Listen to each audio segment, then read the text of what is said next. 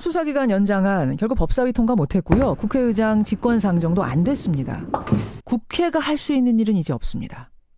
특검 연장을 위해서는 황교안 대통령 권한대행이 연장 승인하는 거, 그 방법 딱 하나 남았는데 황 대행이 정말 승인을 할까요?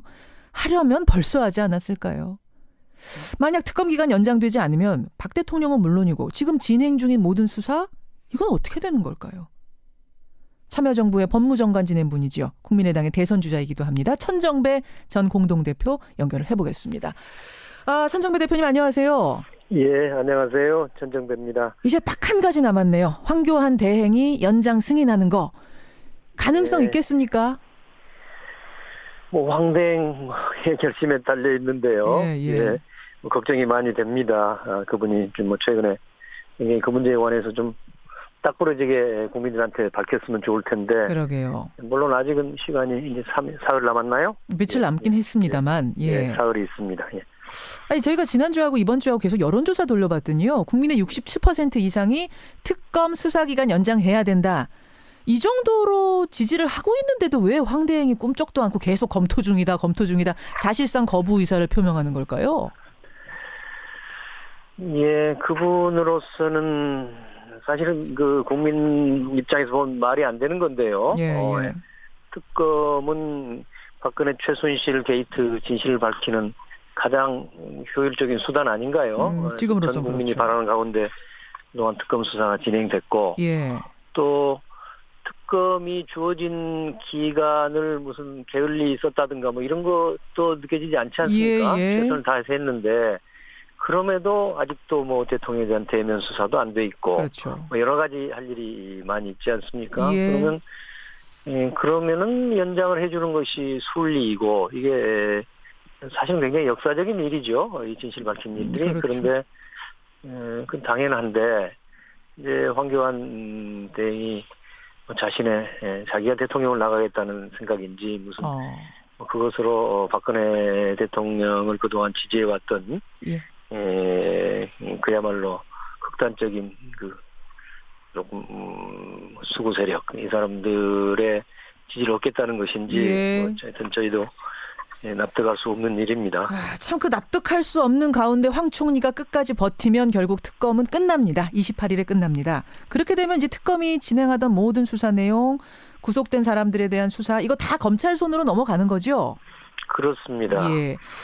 법무부 장관으로서, 검찰 지휘하던 분으로서 보시기에, 냉정하게 보시기에 지금의 이 검찰 체제에서 그 수사들 잘 이어질까요? 어떻게 보세요? 역시 걱정이 많죠. 국민적 그 열망이 뭐라 하는 것은 검찰도 잘 알고 있겠지만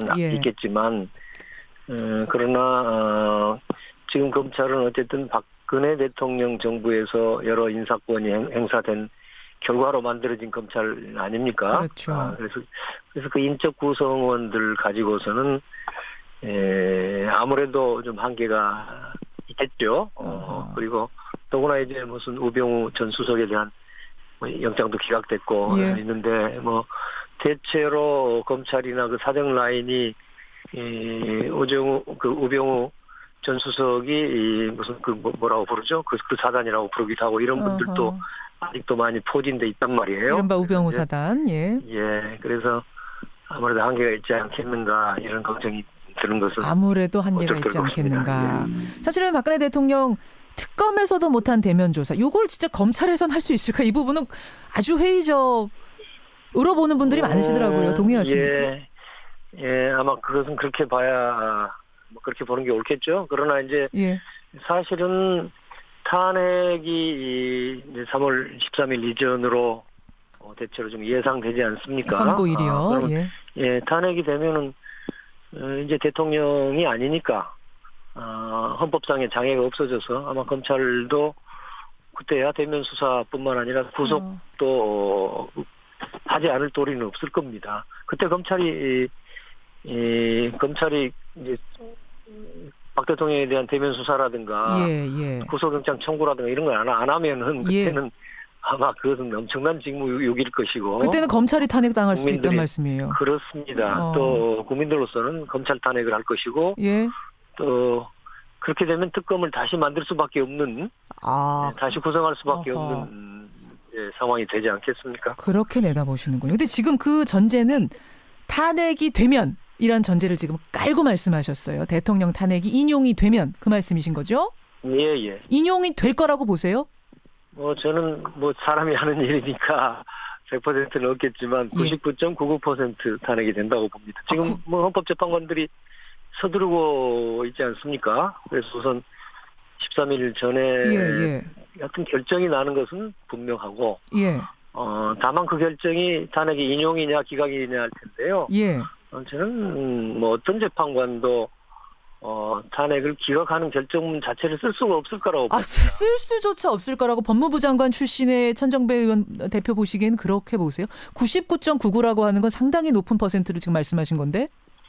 근데 이 탄핵이 무슨 재량 행위가 아니지 않습니까? 물론이죠. 예. 그 지금 드러난 사실과 증거에 따라서 판단을 하게 될 텐데. 예. 어떻게 그동안 박근혜 대통령이 해왔던 여러 뇌물을 받고 여러 헌법 법률을 무시하고 이미 다 국민들 아시잖아요. 그런 것들 내용을 바탕으로 어떻게 부인할 수가 있나요? 부인할 수가 있겠는가? 혹시 헌법재판관 중에서 그럴 분이 안 계시겠지만 박 대통령을 어떻게 하는지 감싸주려고 하면은 사퇴를 하거나 자기가 안 하겠다는 것은 도리가 없을지 모르겠습니다만은 그런 기각하는 판결은 쓸 도리가 없다고. 쓸 도리가 없다. 기각문을 절대 쓸 수 없을 것이다라는 말씀. 그렇게 되니까요. 그렇게 만약 탄핵이 되면 대통령은 아까 말씀하신 것처럼 바로 자연인이 되고 바로 검찰의 수사 받아야 하고 구속도 될 수 있고 이렇게 되는 거죠. 예. 이걸 피하기 위해서 탄핵 선고 전에 자진 사퇴를 할 가능성. 지금 3.1절 사퇴설이 솔솔 나옵니다. 근데 사퇴 날짜까지 나오고 있어요. 3.1절 사퇴설. 이게 어떻게 나온 건가 보니 그러니까 자진 사퇴를 하면 대통령 예우를 해주기 때문에 검찰이 불구속으로 최대한 예우를 갖춰서 수사를 하게 된다는 겁니다. 그걸 청와대가 잘 알고 있기 때문에 3.1절 즈음에 특검 수사기간은 만료되고 탄핵은 나오기 직전에 자진 사퇴할 거다. 아주 구체적으로 얘기가 나옵니다. 어떻게 생각하세요? 그건 그야말로 허황된 시나리오에 불과한 거지요. 예. 우선 자진 사퇴를 하더라도 탄핵은 계속 돼야 되는 거 아닌가. 사실은 실제로 법률가들도 좀 그렇게 보는 분도 많지 않습니까? 그건 정확하게 규정이 없더군요. 좀 분분하더군요. 탄핵 자진 사퇴를 해도 탄핵 심판은 결론을 내야 된다라는 것과 아니다. 그것은 그냥 각하되는 것이다. 얘기가 좀 분분하더군요. 예, 이게 그냥 개인 간의 소송이라면 각하될 수 있겠지만은 사실은 지금 탄핵은 단순히 무슨 박근혜라는 한 개인의 책임만 묻는 거라기보다는 어떤 역사적인 그 대통령이라는 헌법기관의 그 잘못 여부에 대해서 가리는 일 아닙니까? 그래서 저는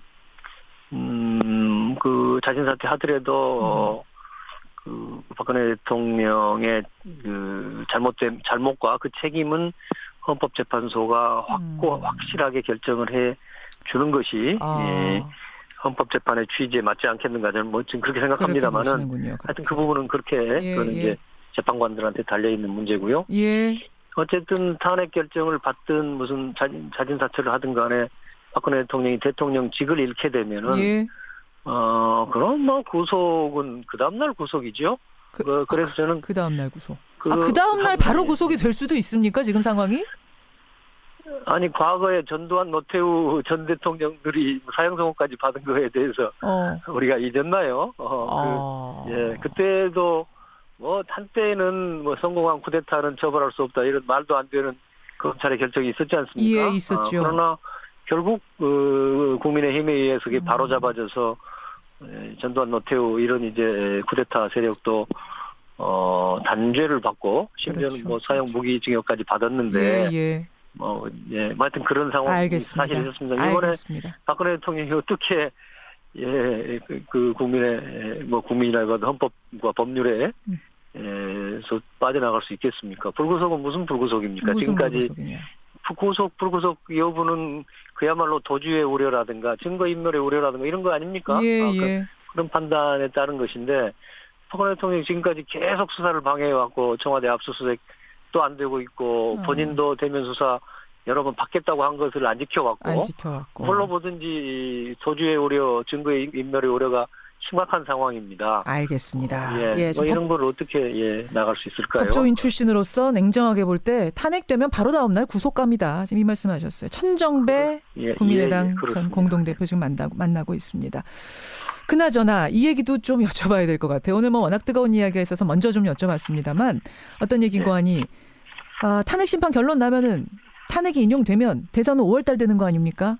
그렇습니다. 천정배 전 대표 역시 경선 출마하셨어요. 예. 내가 국민의당 대선 후보가 돼야 하는 이유 짧지만 굵게 청취자들께 설명해 주시죠. 예, 지금 국민들은 정말로 깨끗하고 정의로운 나라, 국민들이 함께 잘 살 수 있는 상생의 나라로 대한민국이 탈바꿈하기를 그야말로 열망하고 계시지요. 예. 이것을 제대로 그 열망에 부응하려면 다음 지도자는 이 개혁에 대한 강력한 의지, 소신, 용기, 타협하지 않는 자세 이런 그 요건을 갖추어야 한다고 생각합니다. 뭐 제가 여러 가지 부족한 점도 있습니다만은 좀 그 점에 관한 한 누구보다도 강단 있게 개혁을 추진할 수 있는 용기와 배짱을 가졌고 그동안 짧지 않은 정치 역정에서 그런 노력을 보여드렸다고 생각합니다. 그 점에 있어서는 뭐 제가 충분히 국민의 열망에 부응할 수 있습니다. 예, 안철수 손학규 고문에 비해서는 조금 부각이 안 되는 면이 있습니다. 국민의당 경선 주자 가운데 좀 서운하진 않으세요?